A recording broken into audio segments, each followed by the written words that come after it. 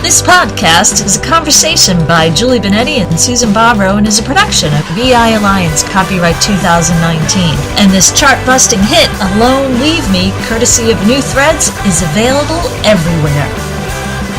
This is Julie, and I'm here with Susan, and we talked before in our first podcast on Feeling is the Secret with Neville Goddard, and we basically covered and synopsized it all to a point, but I want to go deeper. I'm totally fine with that. And I'm not sure what that means, because I have tons of notes on the pages, the 3 or 4 pages that we have here. I printed it out in tiny print. That's irrelevant. Yet anyway, what I want to put you on the spot with is because, you know, saying it's very simple, this is often what you say to me. So it's so simple. So how do you stay with it? How do you stay there then? How do you stay in knowing all that? How do you stay in knowing that you know that power? And again, I'm going to say to the listeners, if you don't know what we're talking about, go and listen to the first episode of Neville Goddard's Feeling is the Secret, because we really just, you know, put it all together in a big ball and threw it at you.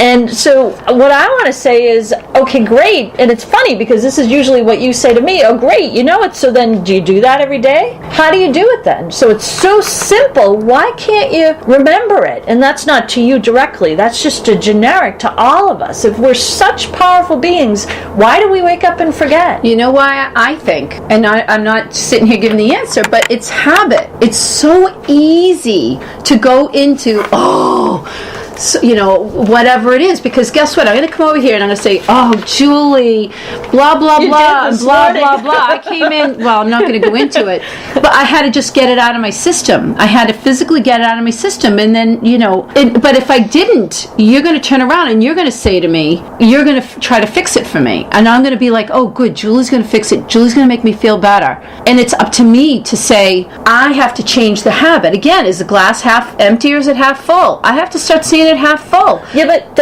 is that going to sustain you? Because coming here and saying you need to get it out of your system, every day you could drive by office parks and people out there with their ciggy butts and their Dunkin' Donuts coffee, if you're on the East Coast, getting it out of their system. And then they go back in the office and it's not like people are feeling great. And this isn't just a, hey, Susan, what's the answer? So I will tell you, because I did have a situation happen this morning, and it was very personal. It was personal to me, and I got frustrated. What I didn't tell you is driving here, I had a few other situations. I let it go. The situation, because it wasn't personal. I mean, you could say it was personal, but it had nothing to do with me, because people do what they do, and it has nothing to do with me. And so for me, it was a matter of, it was a personal offense, if I want to say that. So that's making a big, it's kind of dramatic, and it was something stupid, and I just had to say, you know, how stupid was this, blah, blah, blah, and it's done. I've already forgotten about it until you just mentioned it, thank you. But I think it really comes down to, I think it's easier for us, it hits our adrenals when we can complain about it. It makes us feel alive, and that's what everybody else does. And when you complain, people like that, because misery likes company, and I think you kind of fit in better, and everyone likes to say, and I think it becomes addictive. And to be able to go and say, you know what, things are fine, I'm doing good. People don't know what to say to me, I think, sometimes when they go on and on about all their problems, and it's like, well, what's going on with you? And I'm like, I'm fine, kids are fine, you know, and you know, I could certainly complain if I want, but I choose not to. Well, there's a lot of control mechanisms there, because you know, it's been in my past experience, people have said to me that have been working with me in one of my past jobs, somebody said, you know, I come in all happy, I'm singing on the way to work, I come in, and the minute I get in the doorway, I get bombarded with, this is wrong, that's wrong, this is wrong. I mean, is it like, do they not want me to be happy? And I mean, there is that sensation. So how, and this is just a blanket question I'm throwing out, and you know, I could get the answer within the next 10 or 15 minutes. Like, how do we maintain that stay factor? Because I don't think getting it out of your system helps. So, I don't think ignoring it helps. I don't think pushing it further down inside you helps, because you know, you really have to ascertain your vibration of your thoughts and your feelings, because they really do affect you. You also are not being completely honest, because when I came in and I said, this happened, yet this is what's going to happen. And you said your words, I'm like, I know, and this is what is going to happen. And then that was the end of it. We didn't discuss it any further. And so I think number one is the snowball effect. I think that tends to happen to us. We get caught in something and we roll with it instead of kind of, okay, let me just put it over here and let me do something else. For me, I do try to distract myself. But I think if you go outside and you begin to complain about something, oh my gosh, people love to hear that and people love to add to it. And I think that's part of it. I think that's part of the problem, is that it's easier to go into the complaint, life is hard, I'm on blah, blah, blah, blah, blah, blah, blah. That's easier. Takes a little bit oomph within us to say, you know what, I'm good. Everyone around me is fine. I ate today. I have clothes on. I'm hanging out with a friend. I'm doing, there's certain, and that's why I say it's really how you see things. And it just takes that effort to say, okay, how do I want to see it? And I have to believe, I'm not at the point, that the more I say, how do I want to see it? And I go into that space, it becomes more habit. Where does your habit go? Does it go into what's easy? And whenever you change any habit, it takes a little bit of, startup time. And so what happens when you're with someone and that's what they want to talk about? I know. Believe me, I know. So there's a beautiful example in our Energetic Invocations, a book of vibrational change process, this version, where you outright said that did not happen. And there's a beautiful example that I had an experience. Crazy things. When I worked, I worked at the Museum of Science in Boston, and it was awesome. It was a great job, and there were a bunch of us that worked in this office in all different departments. And there was a young woman that started, and she was about to get married. Her wedding was like 6 months away, and all different departments worked in this one office, so we were all doing different functions. And she just, out of the blue, would start to say, the caterer canceled yesterday.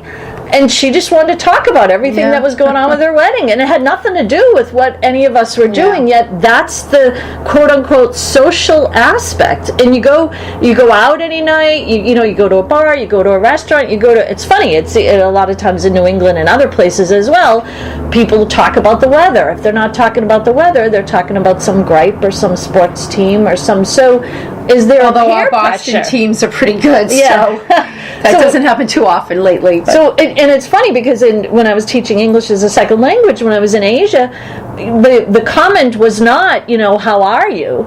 The comment, the first expression was, are you making much money? That was how it would be in a foreign language, and often in Japanese and Chinese and Taiwanese. And, it was funny, or did you eat? In Taiwan, it was, did you eat? Mm-hmm. That was the first expression. And so a lot of people kind of want to just share how they are. Right. And so if that's the social aspect, how do you maintain, that functioning of only sending to the subconscious and being, I think, because I'm asking a question and now I'm going to say, I think it has a lot to do with presence and the space of how you are moving. And I think that has a lot to do with, you started to talk in the last podcast on how Neville Goddard goes into sleep and prayer. And a lot of times when I have stuff that's like overwhelming me and going on and on, I go into mantras. I go into some little like refrain. I know what your son says, the earworm, the musical song that comes in your head and you're like, why do I keep repeating this? But it's I'm going to align that with a mantra. But in the mantra sense, it means something else. It's kind of like you just put it on, automatic pilot. And try not to get in your own way and try to get back to a space of clarity. Well, when I have someone else telling me all their woes, and it happens quite often, because people love to talk to me and they love to tell me everything, and actually where I go is I just don't engage. I listen, and I won't say I listen because you're in certain situations where you have no choice. I don't engage. I don't put feeling into it. And when I say I don't engage, because I will say to someone, oh yeah, what about blah, blah, blah, whatever. And they tend to figure out whatever it is they want to do, they get. I don't bring any feeling into that space. And it's something I'm learning, I'm getting better at. I bring feeling into what am I taking from this? What's the truth for me? And I always try to look at it that way. And it's not that I ignore, because by ignoring, you're going to create tension, and then it's going to come at you more. Right. If you're going to try to fix it, then you're in the energy again. So I've found, and it actually is beneficial to whoever is having the conversation, I don't engage. They say whatever they're going to say. I kind of exit when I can without making a statement in the exit. But I don't engage. I don't bring feeling. I don't bring emotion. It's almost like that wall. But I'm not talking about putting up walls. I stay, and you use the word presence, which is beautiful. In presence, I can just be there without engaging. Do you have a conversation about it afterwards? Do you have any reflection on it? Or No. Unless there's something that sometimes I tell myself, well, I don't want to repeat that. So I'm going to move in a way that I don't have to repeat something. But I don't think it's a matter of I need to tell this person or I need to fix it. There's nothing I need to do. It's just not engaging. And that for me is something new because I've always been the type of person that does engage. Very, very much so. And that's very reactive because it's not like you're going there and you're being very reactive in that sense, but it's based in what someone else's feelings are. So I don't know if this is what I'm not saying this is what everybody has to do, but when you ask me, I know for me, and I think being a woman, and I think, if you look out there, I think a lot of women are like us, Julie. I really do. And men too. And I'm not a man and I don't want to, but I think women, I can relate because I am a woman. I think a lot of women, that's why they talk about being empaths and healers and all this other stuff. They like to give themselves names because I think they do a lot what we do, which is engage, and you try to help because we love, we care, we want to help. But the truth is we're really not helping when we engage. I found after many years that the more I disengage and I let someone just talk, they help themselves. They go to a better place, and it just gives me, I don't take it on. That's interesting because there's a segment in the sleep chapter with Neville Goddard, and I like to take it and try to put it during the day because, it's kind of an illusion. Are we really awake during the day or are we awake at night? So, because he doesn't define when you're sleeping at night or when everybody else is sleeping. We have no idea. He could be talking about during the day is the sleep. Because a lot of people walk around, a lot of people drive like they're sleeping. A lot of people walk around like they're sleeping. And he says, you should assume the feeling of being, having, and witnessing that which you seek to be, possess, and see manifested. Never go to sleep feeling discouraged or dissatisfied. What if you took that into your daily life? Never wake up feeling discouraged or dissatisfied. It's up to you to convince yourself. If somebody comes in and they're moody, if somebody says something and they're moody, there's ability to walk in this space between, to ignore, to pass by, to not take on that stuff like you were saying. The funny thing about this is if you don't go out feeling discouraged or dissatisfied, you don't go in feeling discouraged or dissatisfied, then what are you feeling? So then you're getting into the whole, which I laugh at, is the definition of happiness. I have to be happy. And Viktor Frankl in his book, Man's Search for Meaning, is that's our downfalls. We believe that how do we define happiness? And it's kind of I don't want to say a misnomer, it's almost kind of like a fallacy. He also says, we were talking about signs in an earlier podcast, and I think we were talking about Oprah, and he also says that signs follow, they do not precede. Yeah, that was an interesting comment too. Yeah. Proof that you are will follow the consciousness that you are. It will not precede it. And I think there's so much in this, and I love that it's so short. There's so much in every single paragraph.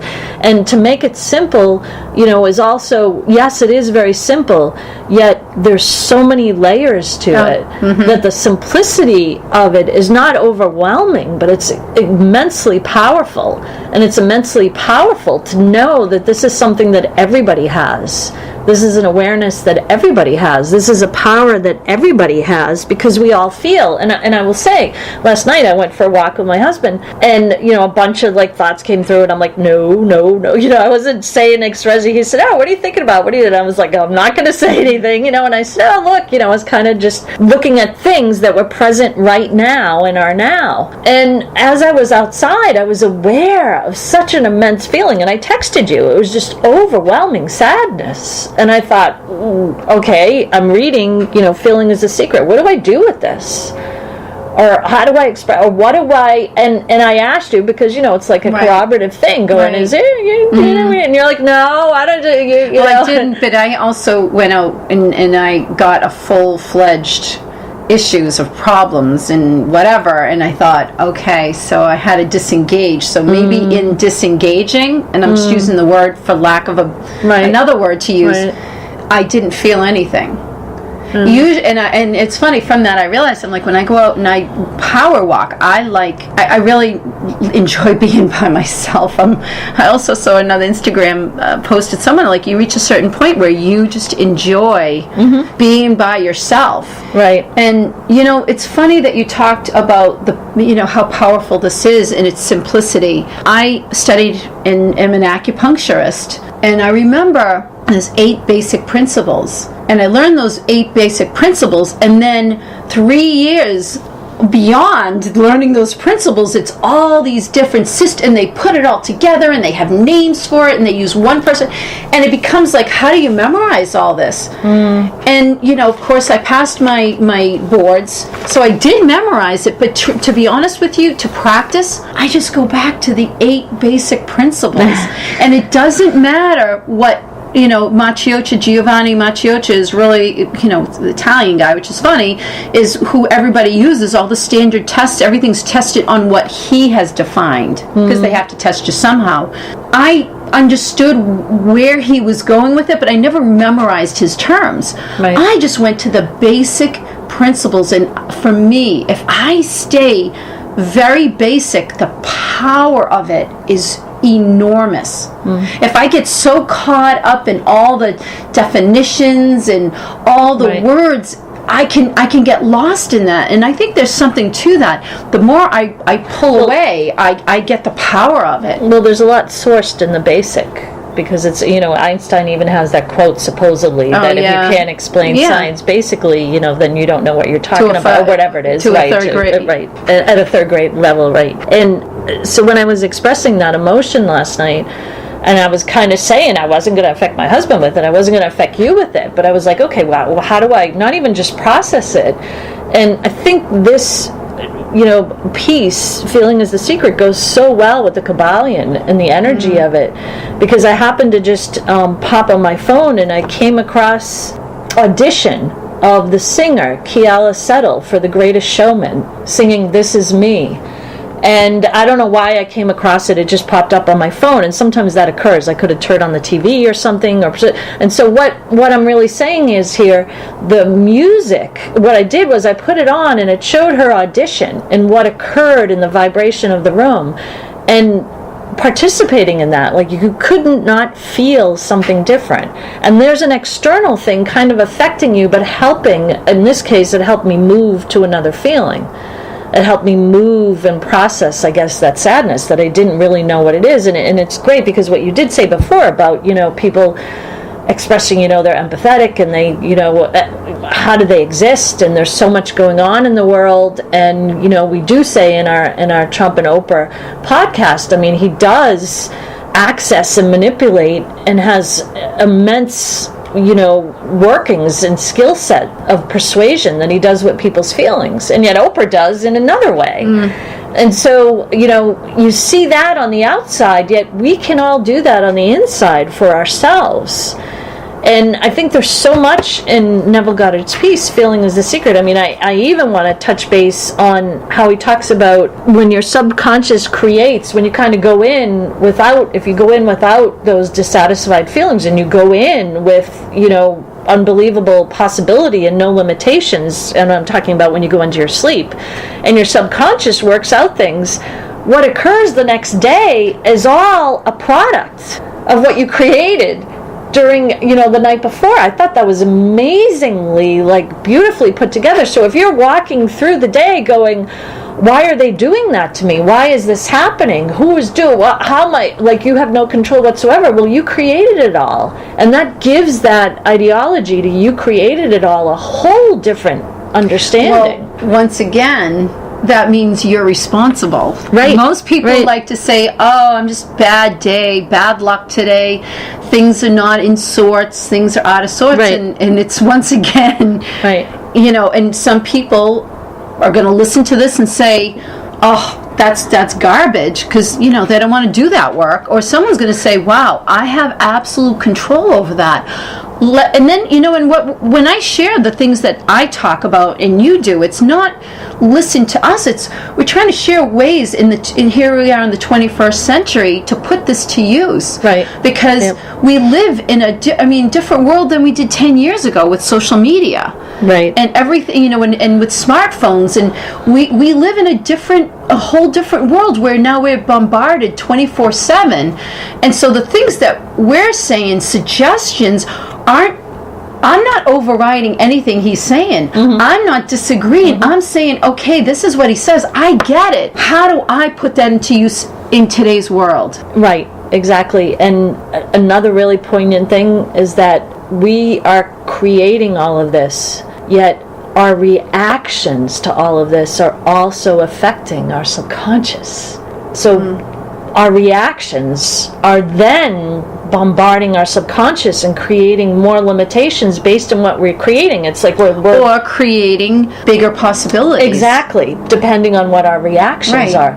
And when you brought up social media and a lot of what we experience today, yes, okay, we've created it, if you look at it through, this frame of what we just talked about, yet we're reacting consistently to facial expressions, to things going on, to what somebody says to us.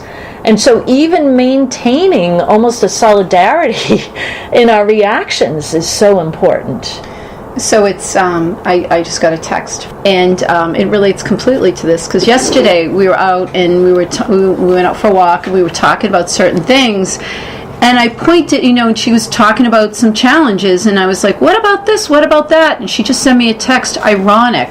And it was something that we were talking about, and I put out as just a simple possibility opened up. And there was no sign of it when we were walking by. And I said, what about, or how about?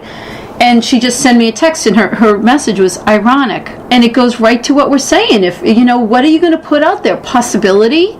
And I no longer call, when I tell people and they're like, oh, I've got this problem, I'm like, no, it's not a problem, it's a challenge. And I try to say, we put challenges in front of ourselves because, that makes life fun. To what degree? Then you get to a point where, you're trying to beat the bejeebits out of yourself. We don't need to do that, but I always sit there every day, and I was talking to you and talking about, with my kids and the horses. I'm working with these horses, and I'm like, God, I'm trying to get this to our house, and every day sometimes it's a challenge because I'm going in and I don't know what's going to happen. And honestly, it's not that I'm worried about anything, but it's like I've got ideas. I'm trying to help. I don't know if it's going to work. I don't know if it's going to make it worse.